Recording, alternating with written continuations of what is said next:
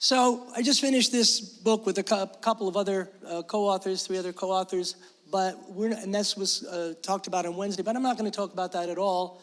I'm going to talk about something 12 years ago. I talked about the birthday problem. I want to give a little recap of that lightning talk. If you try to write the birthday problem this way, you can't get the answer because unfortunately right around here, you can't represent the result as a double. So that was a bad idea. And it turns out that with IEEE 754, if you look here, you can see that you can get about that close to a double or about 16 digits. If you happen to try to get something close to 0, it's a different story, and you'll see that you can get something like that. So we're gonna write the same thing, unique birthday, and now it just works, and we get that, and it's all good. That was my lightning talk 12 years ago. Now we're gonna talk about something fun. How much of the world's water is dinosaur pee? And I'm gonna try to explain this to you, and it happened because my stepdaughter and I got into a little discussion, and I was told some things that I wasn't sure I agreed with, and well, I didn't have, what can I say? There are a lot of things to consider here, and this was the question: what's the probability that it's all dinosaur pee? Well, who knows, right? Well, I came up with a few questions, so I want you to write this down if you can.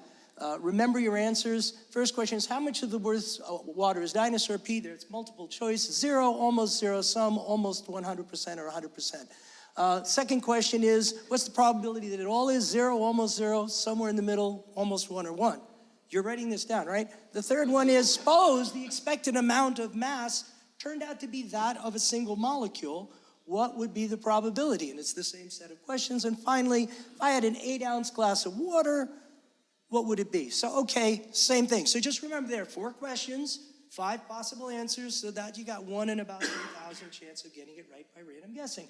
Now we're gonna try to explain this. Here are the questions, write them down, okay? Those are the 4 things you got to answer. 4 letters, just write 4 letters. Think about the 4 letters, and now we're gonna go off and try to answer this. And I'm halfway through my talk, oh my goodness. So here's some facts. Well, I used a simplifying assumption, so all the dinosaurs can get to all the water, and so on and so forth. And I'm scared because I don't think I'm gonna make it through this thing.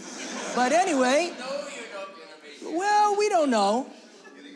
We don't know, I'm hurrying. Well, we did a little calculus, and it turns out that an exponential model works really well, and that's the slope, and of course we can do some calculations. And again, I'm not gonna explain all this because everybody knows this stuff, but at 165 million years, turns out to be 3.11%, which is an interesting number. That's the answer, but you know what?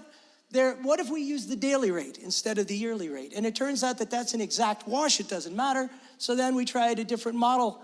We tried this model, which is a discrete method, and you notice that pretty much the same, and if you look at the numbers, it's about the same, so it's good. And then I looked at this YouTube thing, and it turned out, well, it was an excellent presentation, but they had a round-off error, so that was bad.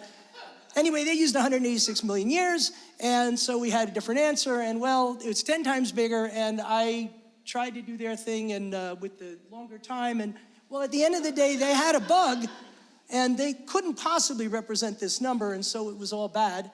And I got frustrated with them, and then I just had to know what was going on. So here's the answer. So final answer to the first question is D, almost 100%. And then second question, well, it turns out that a probability, and I have to explain probability to you really quickly. I hear you.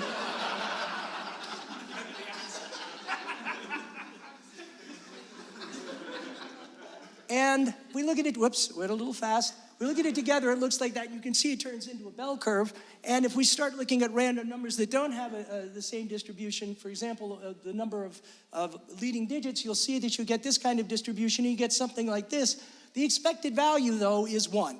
So now we're gonna look at this problem, and it has how many molecules and so on and so forth. We do the expected value, we distribute the probability, and we see that, yes, that's the probability that any given molecule will be that. So that's for any one molecule, but for all of them, it's that number.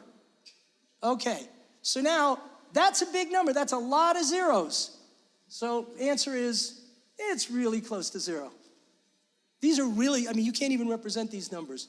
Turns out there's an interesting property of one of them, but I'm gonna go through, so that's the third answer, the fourth, and I'm just out of You off the stage, time.